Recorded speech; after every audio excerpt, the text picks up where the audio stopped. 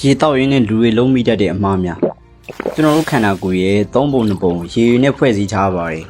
ဒါကြောင့်ကျွန်တော်တို့ခန္ဓာကိုယ်ရဲ့စိတ်ပိုင်းတွေမျှတစွာလုပ်ငန်းဆောင်ရွက်ဖို့အတွက်ရေကအရန်ကိုရေးပါပါတယ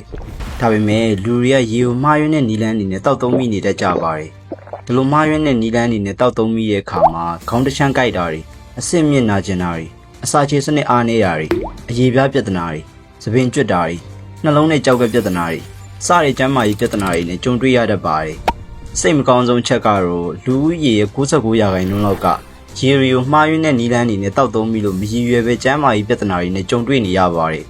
်သူတို့ရဲ့ခန္ဓာကိုယ်ကလိုအပ်တဲ့ရေတောက်သုံးမှုကနေအကျိုးရလဒ်တွေရလာမယ့်အစားကျန်းမာရေးပြဿနာတွေနဲ့ပဲတွေ့ကြုံနေရပါတယ်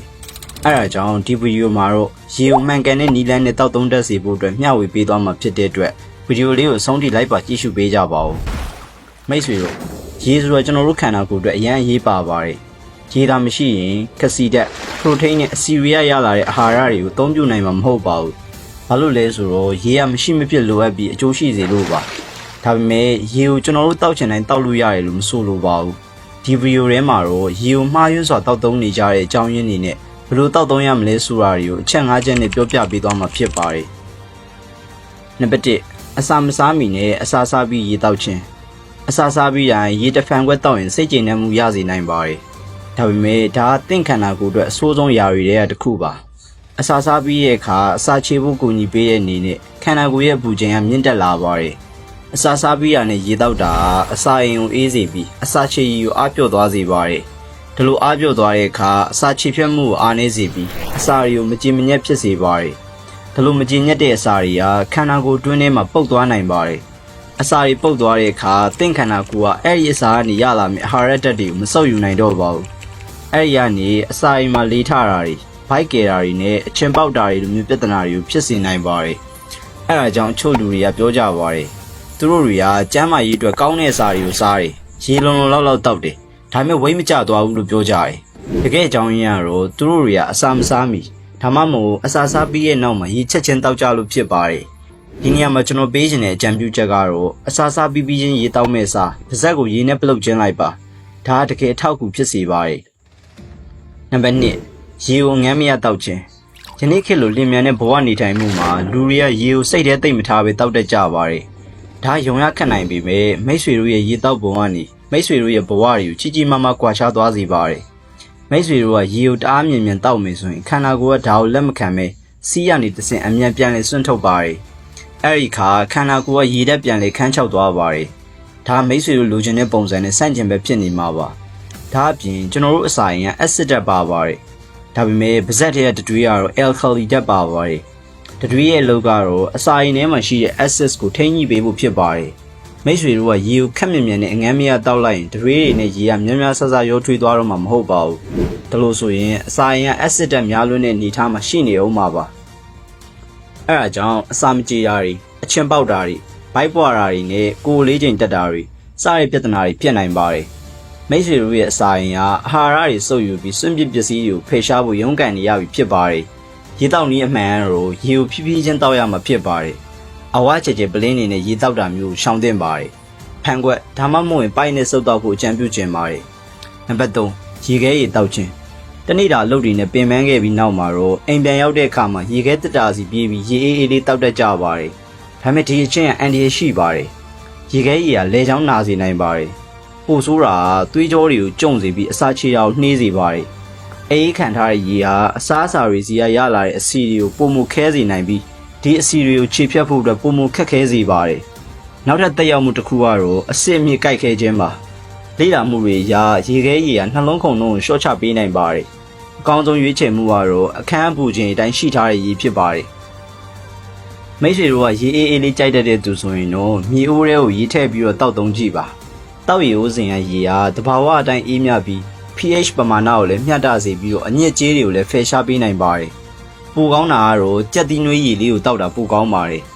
်ရေကြိုက်ရင်မြေအိုးကိုသုံးကြည့်ပါ၎င်းကလည်းရေကိုတဘာဝအတိုင်းအေးမြစေပြီးတော့ pH ကိုလည်းမျှတစေတယ်အညစ်အကြေးတွေကိုလည်းဖယ်ရှားပေးပါတယ်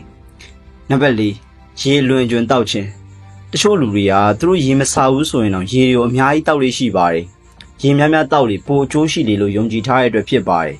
်ဟုတ်ပါတယ်ရေထဲရှိနေဖို့ကရည်ကြီးပါတယ် ဒါပေမဲ့ရေအလွန်ကျွံတောက်ရင်တော့အန်ဒီရှိပါတယ်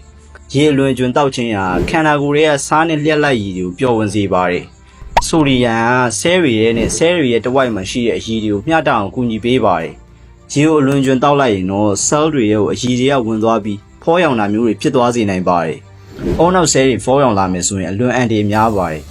နှကန်း6တာနဲ့အဝါရောင်စီးတွေကမိတ်ဆွေတို့ခန္ဓာကိုယ်ကရေဓာတ်လိုအပ်တယ်ဆိုတဲ့ပြဿနာကိုပြနေတာဖြစ်ပါတယ်